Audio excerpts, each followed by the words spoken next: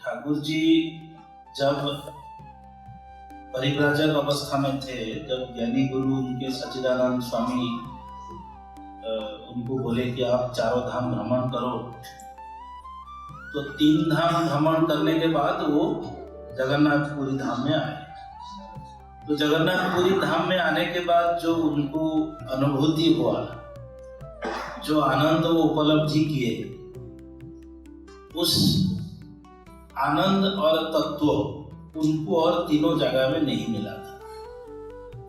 उसको तरह तरह की उनकी किताबों में, लेख में, उपदेश में, आलोचना के माध्यम से वो प्रकाशित किए हैं। हम लोग उसको समय समय में पढ़ते हैं।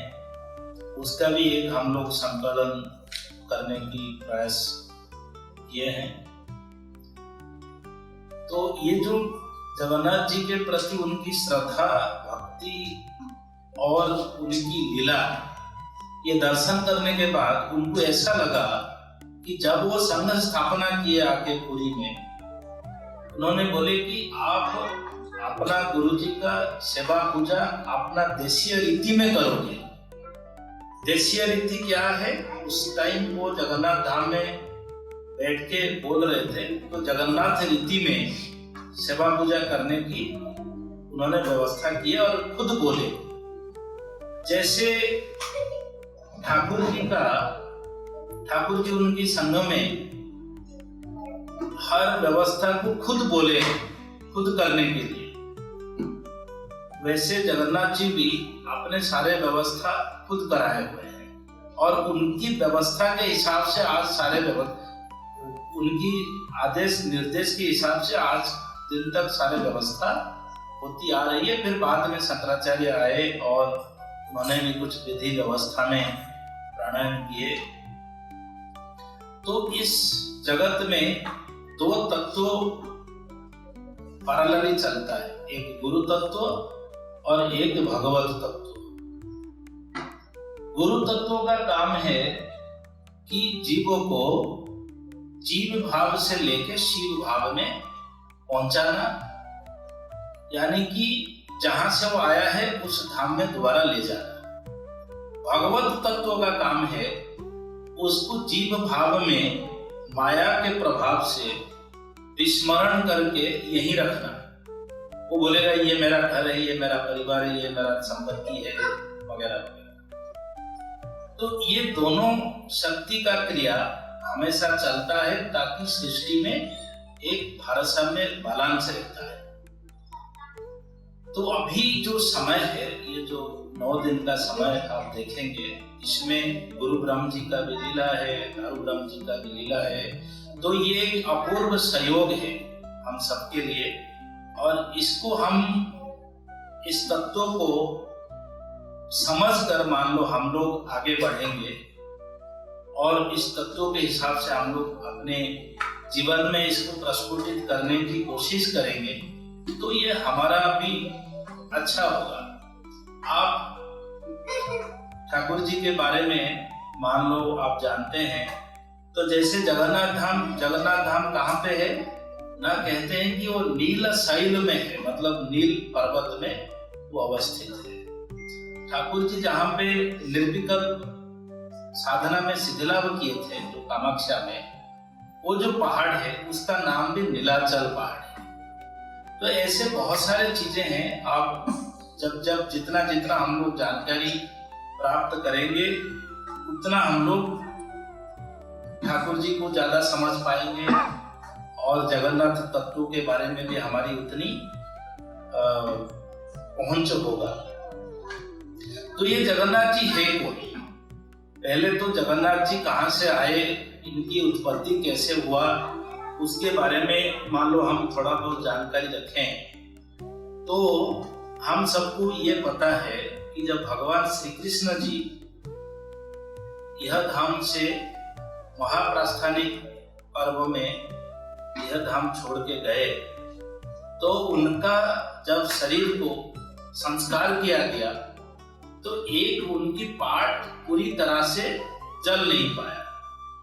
वो पार्ट क्या है, कहीं पे हार्ट लिखा हुआ है, कहीं पे नाभि लिखा हुआ है, कुछ भी हो, एक पार्ट नहीं चल पाया। तो फिर उन्होंने क्या किया, उसको नदी में बहा दिया। तो वो बहते बहते आके एक विश्वावसु नाम का एक शबर है, उनको मिले। फिर उन्होंने देखे, वो रोज नदी में जाते हैं, उन्होंने देखा तो उन्होंने उसको दिए। फिर उनको स्वप्नादेश हुआ कि आप इनको नील माधव के रूप में आप पूजा करो। तो उन्होंने उनका पूजा करने लगे। फिर उसके बाद क्या हुआ, तभी पुरी का नाम पुरी नहीं था, अवंतीपुर था। वहां पे राजा थे, राजा इंद्रद्युम्न, और उनकी रानी थे मां गुंडीचा। उनको स्वप्नादेश हुआ कि मैं नील माधव के रूप में पूजित हूं और आप मुझे लेके आओ और मेरे लिए मंदिर बनाओ। अब वो नील माधव को कहाँ ढूंढेंगे, कैसे उनकी जानकारी लेंगे, तो बहुत कोशिश किए, उनको मिला नहीं। तो उनकी राजसभा में जो मंत्री थे, उनकी छोटे भाई कहते हैं, वो भी कोई मंत्री के सेवा में होंगे। उनका नाम था विद्यापति, वो पंडित आदमी थे। तो उन्होंने विद्यापति जी को ये दायित्व दिया कि आप नील माधव की संधान करो और फिर बताओ। तो विद्यापति जी गए, बड़े ढूंढ के उनको खबर मिल गया कि ये विश्वावसु जो शबर है, ये कहीं जाके पूजा करते हैं और आते हैं। कहाँ पूजा करते हैं, किसका पूजा करते हैं, पता नहीं। उनको संदेह हुआ, तो कैसे करें। विश्वावसु आपने घर में भी नहीं बताया है किसी को, अपने परिवार में भी। लेकिन ये है कि वो विश्वावसु जो घर में कुछ रंधन करके भोग लेके जाते हैं, जब लगा के प्रसाद लेके आते हैं घर में, तो घर में सब उस प्रसाद में जो खुशबू है, जो सुस्वादु प्रसाद होता है, तो उसमें घर वालों को भी शौक होता है कि कुछ ना कुछ तो ये कहीं ना कहीं पे कोई प्रत्यक्ष देवता जी की पूजा कर रहे हैं।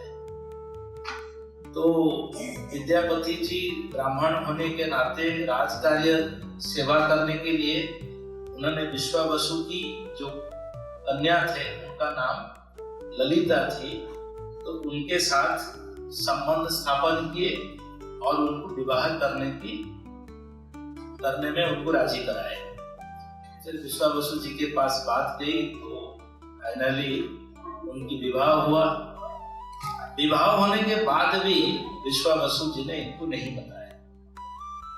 तो बड़े मुश्किल से बहुत प्रयास करने के बाद एक दिन विश्वावसु राजी हुए, लेकिन बोले कि एक शर्त में मैं आपको लेके जाऊंगा, आपके आंखों में मैं पट्टी बांध के लेके जाऊंगा, आप जैसे रास्ता नहीं पता लगेगा। अच्छा, विद्यापति जी का तो सेवा है, मकसद तो यही है ना कि कहाँ है संधान करना और राजा इंद्रद्युम्न को खबर करना। तो उन्होंने फिर क्या किए, अपने जेब में सरसों का कुछ बीज रखें और जेब में छोटा सा छेद कर दिए, ताकि जिस रास्ते में वो गए उस रास्ते में सरसों गिरता गया। फिर वो आगे, उनकी काम हो गया। राजा जी को आके खबर दे दिए, लेकिन बोले कि बारिश के दिन के बाद ही हम जाएंगे, ताकि सरसों का पौधा होगा और हम उस रास्ते में जाके हम संधान प्राप्त करेंगे। अच्छा, ये सब तो हो गया, लेकिन ये जब अपने पूरे फौज लेके गए नील माधव जी को लाने के लिए, तब तक नील माधव वहां पे नहीं थे। तो लिखा हुआ है कि वो कहीं चले गए, कहीं पे लिखा उनके ऊपर बालू आ गया, तो जो भी है वो वहां पे नहीं मिले। अच्छा, संधान मिल गए, उसके बाद इतने सारे प्रयास करने के बाद जब उनको लाने गए तब मिले नहीं। तो फिर राजा जी को बड़ा दुख हुआ। फिर वो ना खाते पीते हुए भगवान जी की शरण में आए। तो भगवान जी ने उनको बोला कि तुम चिंता मत करो, मैं दारू के रूप में देवता बन के तुम्हारे मनोकामना पूरा करूंगा तो मेरे लिए एक मंदिर बना। तो वो आगे फिर मंदिर बनाने में लग गए। अच्छा, इधर क्या हुआ है, जो जगन्नाथ जी हैं, जैसे हमारी सनातन धर्म में कर्म रहस्य, कर्म योग एक बहुत महत्वपूर्ण दर्शन है। तो भगवान जी खुद भी कर्म से परे नहीं है। Every action has got equal and opposite reaction के नाते भगवान जी भी कोई कर्म करेंगे ना, उसको तो उनका फल भोगना पड़ेगा। और भगवान ने तो ऐसे बोले हैं कि जे जथा मां प्रपद्यन्ते तां तस्थैव भजाम्यहम्। मुझे जैसे जो भजना करेगा मैं उसको इस रूप में उस हिसाब से प्रसन्न होके आशीर्वाद करूंगा या तो प्राप्त होगा। उसके नाते इधर क्या हुआ है, भगवान जी जगन्नाथ जी के रूप में क्यों आए, ये एक बहुत जटिल मतलब विषय है।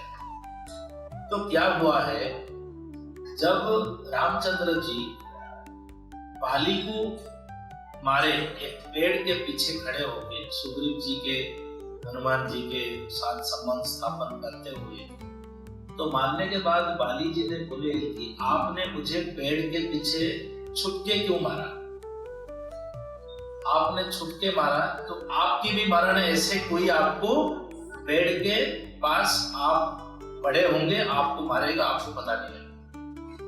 तो जो कृष्ण जी को जो जरासवर ने मारा वो इसी अभिशाप के कारण मारा, क्योंकि इन्होंने छुपके मारे थे, वो भी छुपके मारा, कृष्ण जी को पता नहीं लगा। वो तो विश्राम किए थे, उनकी पैर उनको लगा हिरण की कान है। तो कृष्ण जी की निधन ऐसे हुआ था इसी के कारण। जो पेड़ के नीचे वो छुपे थे, बाली जी ने उस पेड़ को अभिशाप दिए कि तूने उनको छुपाया तो तू जो है ना वो बन जा, मतलब सबका अनादर हो जा, तुम्हारी पत्ता तुम्हारी सब कुछ ऐसे कड़वा हो जाएगा, कोई तुम्हें पसंद नहीं करेगा। पेड़ ने बोला मेरा क्या कसूर, तो आपने जगह खड़ा हूं, वो मेरे पीछे वो छुप के आपको मारे, मेरा क्या कसूर। तो भगवान ने बोले तुम चिंता मत करो, तुम चाहे कितना भी कड़वा हो जाओ, तुम्हें सब आदर करेंगे और तुम्हारी लकड़ी में मैं खुद मूर्ति बन के जगत में पूजा गाऊंगा और तुम्हारी प्राधान्य उतना ही उच्च हो जाएगा, उतना अधिक हो जाएगा। तो वो नीम का पेड़ बना और फिर आज दिन तक जो भी हो रहा है हमें सबको पता है, हर नीम कितना उपयोगी है ये भी हमें सबको पता है। बाली जी ने और अभिशाप दिए कि आप जिस हाथ में मुझे मारे आपका हाथ भी नहीं रहेगा। तो बोले ठीक है, तो इसलिए जगन्नाथ जी का हाथ भी नहीं, क्योंकि कर्म किए हैं तो उन्होंने अभिशाप दिए तो एक एक तो फल फलेगा और सारे अभिशाप को फिर मिला के कैसे एक कर्म संयोग बनेगा, फिर एक उनकी पराकाष्ठा होगा, भक्त की इच्छा भी पूरी करना होगा। तो इसके नाते बिना हाथ वाले बने।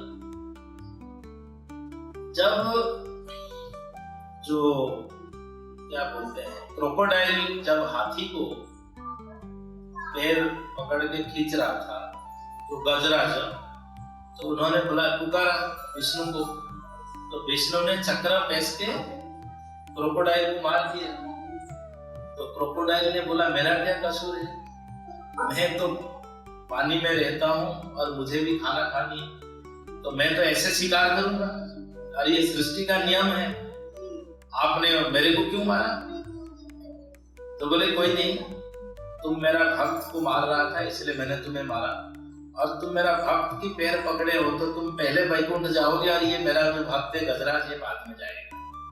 तो वो जो क्रोकोडाइल है वो पहले ही वैकुंठ गमन हुआ होगा। उन्होंने अभिशाप दिए थे जिस कान के बजे आपने सुना और मुझे मारा वो कान आपका ना रहे। तो जगन्नाथ जी का कान तो हर चीज की एक एक मतलब सब मिला के कैसे बन रहे हैं। जब भीम और दुर्योधन का युद्ध हो रहा था तो कृष्ण बड़े प्रचंड युद्ध हुआ, कोई किसी को नहीं हरा पा रहे। तो भगवान कृष्ण ने इशारा दिए तो उसके जांघे पे मारा, जान में मारा, तो आंख में इशारा दिए, उन्होंने मारे और दुर्योधन का निधन हुआ। दुर्योधन ने भी 2 अभिशाप दिए, बोले आपने मेरे जांघ को मारने के लिए बोला, आपका जान भी नहीं रहेगा और आप जिस आंख में इशारा किए वो आंख का आपका पत्ता भी नहीं रहेगा। तो ये सारे चीजें मिला के अब भगवान ने देखा कि सबकी मनोवांछा पूरा करना है, तो ऐसे एक मूर्ति बनी जो जगन्नाथ, बलभद्र जी और सुभद्रा है। इन तीनों मूर्ति में ठाकुर जी के कहने के हिसाब से एक कृष्ण वर्ण है, एक लोहित वर्ण है और एक धवल वर्ण है, श्वेत वर्ण है। आप पूरे विश्व में देखेंगे इस 3 रंग के जीव जगत मतलब मनुष्य उपलब्ध है। तो ये जगत के नाथ है, ये जगन्नाथ है।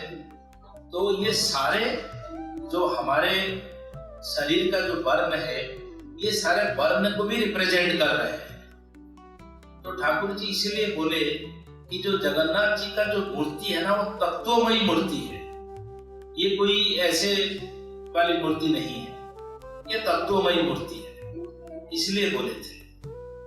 तो जगन्नाथ जी ऐसे बने, तो मूर्ति कैसे बना वो भी हमें सबको पता है। एक बूढ़ा मतलब कारपेंटर आए और उन्होंने बोले कि मैं मूर्ति बना दूंगा, लेकिन मेरा एक शर्त है, मुझे आप खाना दे दोगे, दरवाजा नहीं खोलोगे।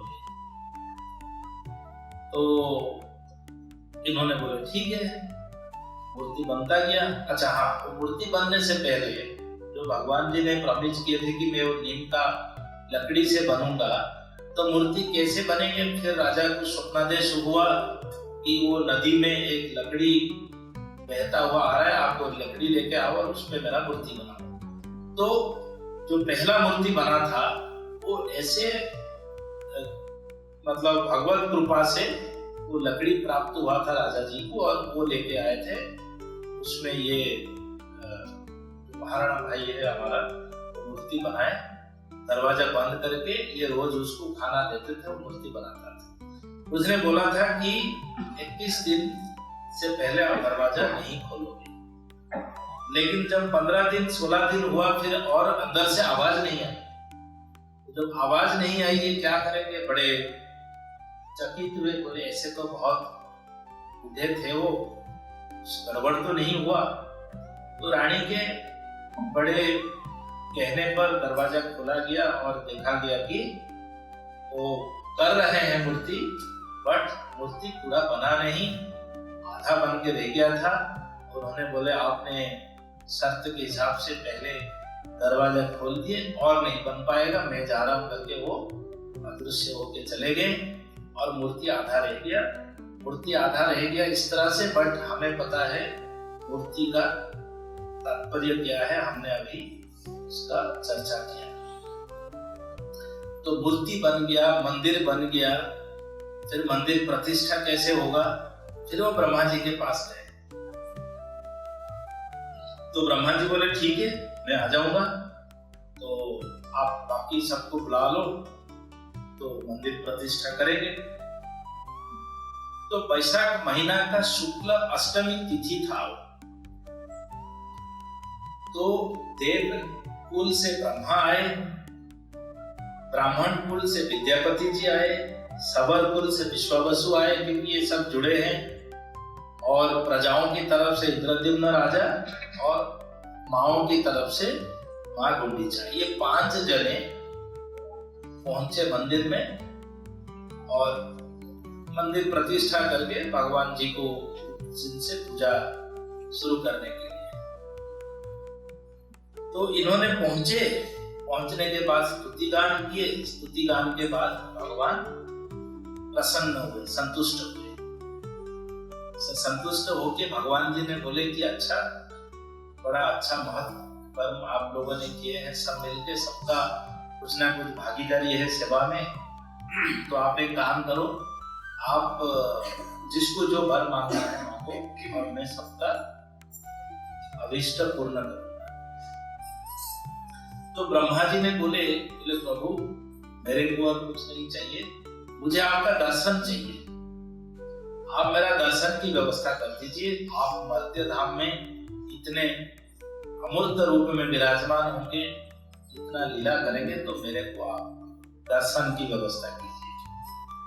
अब दर्शन तो हर कोई कभी भी जा सकता है, कभी भी कर सकता है, लेकिन वो ब्रह्मा जी हैं तो उन्होंने अनुमति मांगे, तो भगवान जी ने उनके लिए व्यवस्था की है।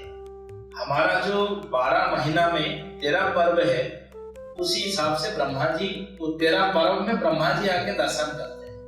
बाकी तो मंदिर में आप जाएंगे, रोज कुछ ना कुछ चलता है, रोज कुछ ना कुछ स्पेशलिटी है, बट ये जो 13 पर्व है 12 महीना में, वो भगवान जी ने खुद बोले। जैसे ठाकुर जी सम्मेलन खत्म होने के बाद बोले कि मैं कहाँ रहूंगा, तो सम्मेलन आसन बना। किसी ने पानी आधा थोड़ा कम दिया था गिलास में, बोले यार वो पानी आधा दिया है। किसी ने पान दिया था, बोले मैं कहाँ थूकूंगा, फिर पिकदानी की व्यवस्था हुआ। तो जैसे ठाकुर जी ने खुद ही सारा व्यवस्था किए हैं, तो ऐसे जगन्नाथ जी भी अपनी जो व्यवस्था है खुद किए हैं। तो जैसे यहाँ पे ब्रह्मा जी के लिए उन्होंने जो 13 पर्व है वो क्या था ना, मंचे स्नानं रथवर गति शयनं चायनं द्वे पार्श्ववृत्ति शयन निवृत्ति पार्वणं पुष्य पूजन महादोलो केड़ी दमनक राखी पूर्णा तृतीय ऐसा यात्रा भुवन विदित ओहो द्वादशयं नरेंद्र। तो ये 13 यात्रा जो है, इस 13 यात्रा में ब्रह्मा जी आके दर्शन करते हैं। तो पहला है अक्षय तृतीया, जिसको चंदन यात्रा बोलते हैं, जापो खेल होता है जगन्नाथ धाम में। वैशाख शुक्ल अष्टमी, जिस दिन मंदिर प्रतिष्ठा उसी दिन की बात है, उसको नीलाद्रि महोदय कहते हैं, वो उनकी वार्षिक उत्सव है। फिर देवस्नान पूर्णिमा है, पता है आप सबको। श्री गुंडीचा यात्रा है, अभी चल रहा है, ये भी एक पर्व है। शयन यात्रा, आषाढ़ शुक्ल एकादशी में भगवान सो जाते हैं, फिर उठते हैं। उठने का भी एक, पार्श्व परिवर्तन का भी एक पर्व है, और देवोत्थापन भी एक पर्व है। तो 3 पर्व है, सोएंगे, पार्श्व परिवर्तन करेंगे, फिर जागेंगे। और इस पीरियड में जनरली कोई शुभ कर्म नहीं करते हैं। तो ये 3 पर्व है। उसके बाद विभीषण जी भी एक दिन दर्शन करने आते हैं, वो भी इसमें शामिल है। उसको दक्षिणायन कहते हैं, वो आषाढ़ शुक्ल एकादशी के दिन, नहीं कर्कट संक्रांति के दिन दक्षिणायन कहते हैं। उस दिन विभीषण जी दर्शन करने आते हैं। फिर उड़न षष्ठी होता है, मार्गशीर्ष शुक्ल षष्ठी, पार्वण षष्ठी भी कहते हैं, जिस दिन से जगन्नाथ जी को गरम कपड़ा पहनाया जाता है। पुष्याभिषेक पौष पूर्णिमा, उस दिन भी एक पर्व है। फिर मकर संक्रांति, फिर दोड़ो, जो दोल पूर्णिमा, उस दिन भी होली खेलते हैं। फिर दमनक चतुर्दशी, दयना चतुर्दशी भी बोलते हैं। इस दिन जगन्नाथ जी अपने देवताओं के साथ राधा बल्लभ मठ से दयना लेके आते हैं। तो ये 13 पर्व है जो ब्रह्मा जी के दर्शन के लिए निश्चित हो गया। ब्रह्मा जी के बाद विद्यापति जी को पूछा गया, आप वर मांगो, आप क्या लोगे? तो विद्यापति जी बोले, देखिए सेवा बिना अन्य आशा नाथा के जीवन, मुझे आप सेवा का अधिकार दीजिए, मेरे को और कुछ नहीं चाहिए। आपकी सेवा का सुजोग मिले तो मेरा सब कुछ प्राप्त है। तो प्रभु बोले, तथास्तु, आप बड़े पंडा के नाम पे जाना जाओगे और आप मेरा सेवा पूजा करोगे। तो विश्वावसु जी की पाली आया। तो विश्वावसु बोले, देखियो जी, मैं तो पहले आपको ठाव किया, मैं पहले आपको पूजा किया, मेरे से ये छल कपट करके आपको प्राप्त हुए, आपने मेरे को बाद में रखा, इनको पहले पूछा, इनको तो सेवा दे दिए, मेरा क्या बचा, मेरे को क्या करना, मेरे को भी सेवा करना था, मेरा तो सेवा में पहला अधिकार है। तो भगवान क्या है, भगवान ऐसे व्यवस्था करते हैं जिसमें सब खुश होते हैं। तो भगवान जी बोले नहीं नहीं आप भी मेरा सेवा करोगे, बट इनसे आपका जो डिफरेंस ये होगा, आप मेरा ज्ञाति बनोगे, आप मेरा ज्ञाति पंडा कहलाओगे। जो दैतापति है, जो दैता लोग है, वो सवर जाति के लोग हैं। बोले मेरा जब स्नान पूर्णिमा होगा, जो अणसर कहते हैं, जिस दिन से मेरा तबीयत खराब होगा, तब से लेके मंदिर में फिर यात्रा होगा, फिर मंदिर में प्रवेश होगा, तब तक आप सेवा पूजा करो। वो करीब करीब 1 महीने का होता है। तो बोले 11 महीना ये सेवा करेंगे, 1 महीना आप सेवा करोगे। ये 11 महीना सेवा करके जो फल प्राप्त करेंगे, आप 1 महीना सेवा करके वही फल प्राप्त करोगे। वो तो संतुष्ट हुए, लेकिन भगवान ने उनको कुछ और भी देने की व्यवस्था की। बोले देखो आप जो ज्ञाति पंडा कहलाओगे, मेरा जब महाप्रस्थानिक पर्व होगा, तब आप ही लोग मेरा अंतिम क्रिया, अंत्येष्टि क्रिया सब संपादन करो। तो जब नव कलेवर होता है, नव कलेवर में ये दैतापति लोग सारे संपादन करते हैं। हमारी भी जैसे सम्मेलन की व्यवस्था है, 1 महीना ठाकुर जी निकलते हैं और वापस आते टाइम करीब करीब 35-40 डेज होता है। उस जो महीने का भी जो सेवा है ना, वो सम्मेलन में हर विभाग का सेवा होता है, और वो सेवा के लिए पूरे साल भर की चर्चा होती है, व्यवस्था होती है, उसके लिए सब चिंतन होता है। तो वो भी जो 1 महीने का सेवा, उसकी भी उतना ही तात्पर्यपूर्ण है जो यहाँ पे 1 महीने का सेवा जगन्नाथ जी ने व्यवस्था किया है। उसके बाद राजा इंद्रद्युम्न की बारी। राजा इंद्रद्युम्न जी को पूछे भगवान जी ने, आप मांगो। अच्छा, राजा जी का इतना भाव, इतना उच्च कोटि है, उनको ये बड़ा अच्छी तरह से पता था। जैसे हमारी एक भाव है कि नमागिबु किछि न कहिबु किछि, तोर मन पोथी पाठ से पढ़िछि, भगवती रे खाली मथा नुआइले प्राण देवता रसीदे। तो राजा इंद्रद्युम्न ने ऐसे कुछ नहीं मांगा। बोले नहीं, मुझे कुछ नहीं चाहिए प्रभु, आप विराजमान हुए, मुझे इतना सेवा का सुयोग दिए, मेरे लिए वही बहुत है। मुझे और कुछ अप्राप्य हो के मुझे लग नहीं रहा है कि मुझे और कुछ मैं आपसे मांगूंगा। पर जगन्नाथ जी ने बोले नहीं, ऐसे नहीं चलेगा, आपको मांगना पड़ेगा। मैं संतुष्ट हूं, आपको वर प्रार्थना करना पड़ेगा। तो भक्त जो है, जैसे कैवर्तन है, बड़े छल से रामचंद्र जी के पद जुगल की सेवा किए और धो दिए और छल कपट से किए, लेकिन भाव था कि मैं सेवा करूं। तो इंद्रद्युम्न ऐसे मतलब कथा प्रसंग में बोले कि देखिए प्रभु, आपने कब किसको क्या दिया था, तो आज मुझे देंगे। बोले आपने शुक्राचार्य जी का आंख ले लिए और उपमन्यु को दे दिए। तब बलि दान दे रहे थे, दान नहीं देने के लिए उनकी गुरु शुक्राचार्य उनको मना किए, वो नहीं माने। तो उनकी जो कमंडलू था, उसमें वो जहां से पानी निकलता है, वहां पे वो मक्खी बन के चले गए ताकि पानी निकले ना, मतलब तर्पण ना हो पाए। तो भगवान जी को तो वामन अवतार में पता था ना, तो उन्होंने बलि को बोले एक काम करो, उसमें कुछ रह गया होगा, एक ले लो और उसको क्लियर कर दो। तो उन्होंने जब वहां पे अंदर किया उसको, तो आंख में लग गया, तो एक आंख उनका चला गया। तो बोले आप शुक्राचार्य जी का आंख ले लिए, उपमन्यु को दे दिए। आपने 16 सहस्त्र गोपियों का वस्त्र ले लिए और द्रौपदी जी को दे दिए।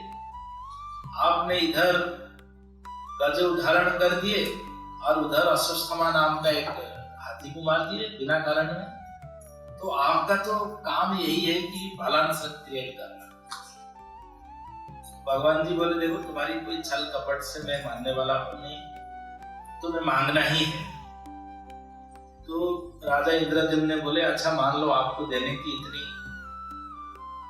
है तो एक काम करें, मुझे ये बात दीजिए कि मेरे वंश में कोई पैदा ही ना हो, मैं निसंतान हो जाऊं। बोले यार ये वर नहीं अभिशाप मांग रहे थे, मैं तो वर प्रार्थना की बात कर रहा हूं। बोले नहीं प्रभु, मुझे पता है आज मेरे वंश में कोई रहेंगे तो कल बोलेंगे मेरे पिताजी, मेरे दादाजी, मेरे फलाना दादाजी ने ये मंदिर बनाए थे, तो मेरा जो सेवा भाव है, मेरा जो धर्म है वो सब नष्ट हो जाएगा। तो मैं इस पे नहीं पढ़ना चाहता हूँ, आप मुझे कृपा करते हुए ये बात दीजिए। तो बोले देखो तुम मांग चुके हो तो ये तो फल तो फलेगा, लेकिन फिर भी तुम मांगो, कुछ और मांगो। तो इतने कहने के बाद फिर राजा इंद्रद्युम्न ने बोले कि आप एक काम करें, मुझे फिर एक झाड़ू दीजिए, मैं आपका मंदिर सफाई करता हूं। बोले तुम राजा हो, तुम क्षत्रिय हो, तुम झाड़ू लोगे तुम चंडाल हो जाओगे, ये कौन सी मांगना है। बोले प्रभु आपके द्वार में, आपके मंदिर में मैं चंडाल सही, मैं यही रहना चाहता हूँ, ऐसे ही रहना चाहता हूँ। तो फिर प्रभु बोले देखो इससे तो ये आगे जाएगा तो पता नहीं और ऐसे क्या क्या मांग ले। तो बोले कि ठीक है यही प्राप्ति होगा आपको, लेकिन मैं विष्णु हूं, तुम चलता फिरता विष्णु रथ बनोगे, तुम ठाकुर राजा बनोगे, और जब तक तुम झाड़ू नहीं लगाओगे तब तक मैं आगे नहीं बढ़ूंगा। ऐसे उनको वरदान दिए। तभी आज तक भी जब रथ यात्रा होता है, जब तक गजपति आके उसको झाड़ू नहीं करते हैं, जिसको छेरा पहरा कहते हैं, तब रथ नहीं चलते हैं आगे। तो ये उनको वरदान देती है। फिर अंत में माँ गुंडीचा की बारी आई।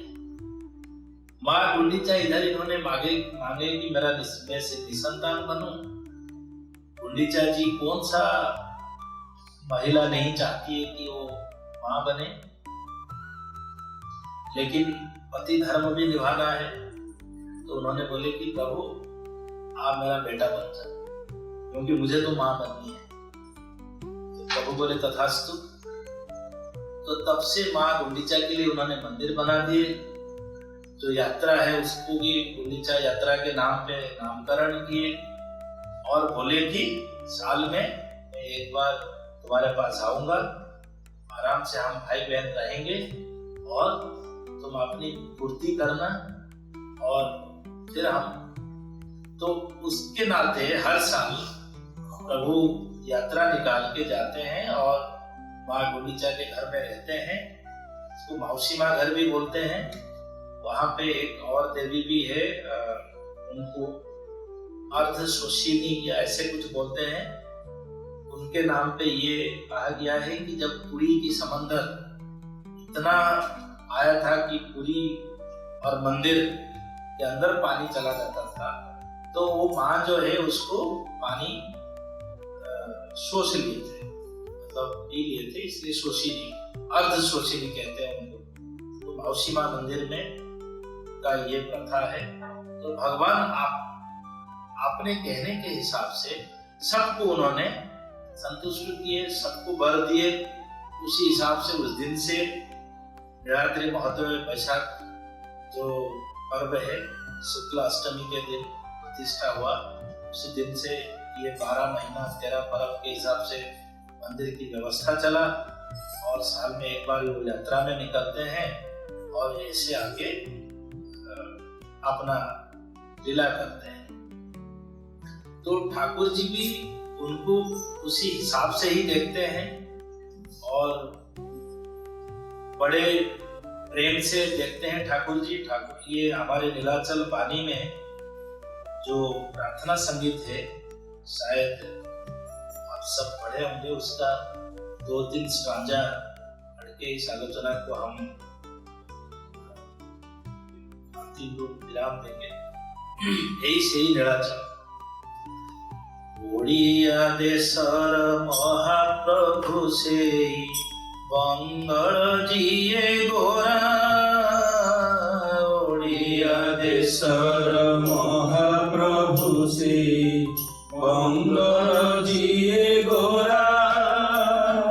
ସତତ ଏ ଦେଶ ବେଦ ସୂର୍ଯ୍ୟ ଶଙ୍କର ଭାବେ ଘୋଡ଼ା।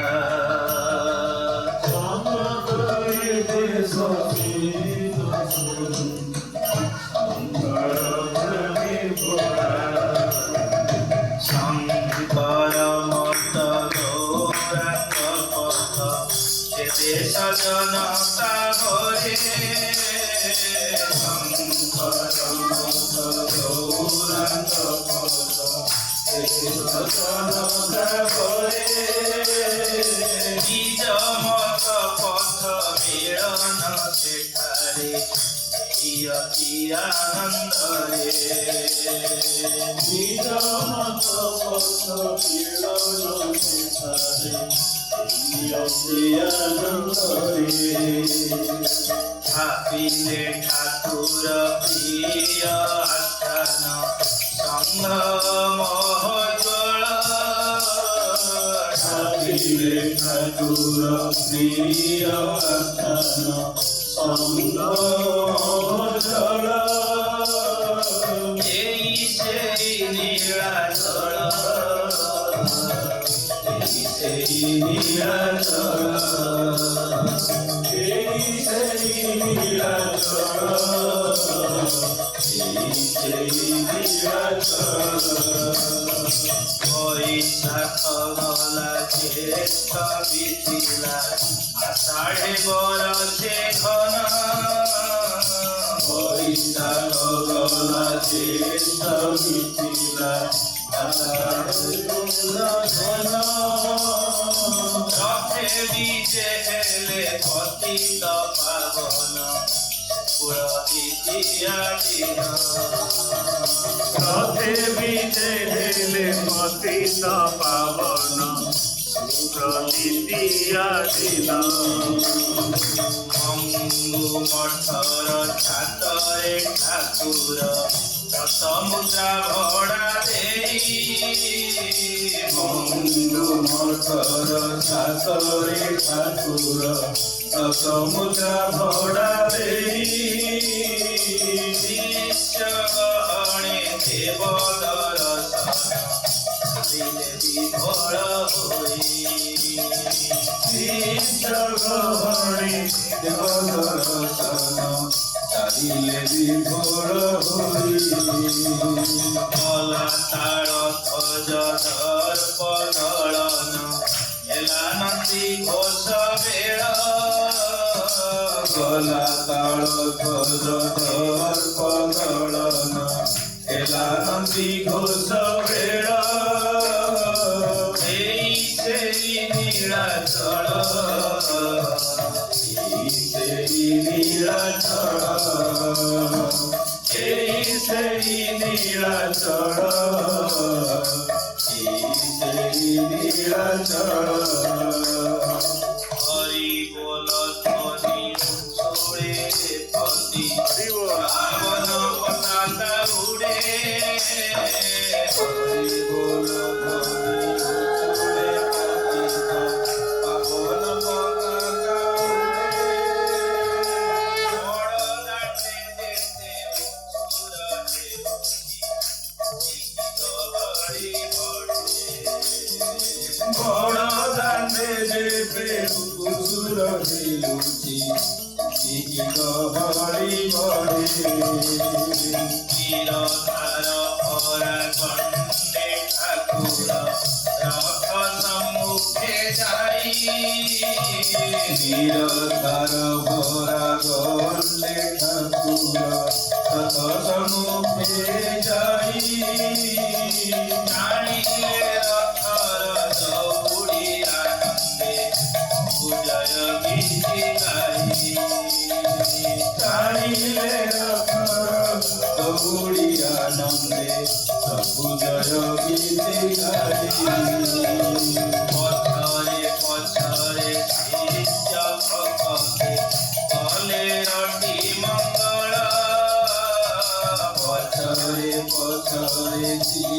भगते कबीर विमंगल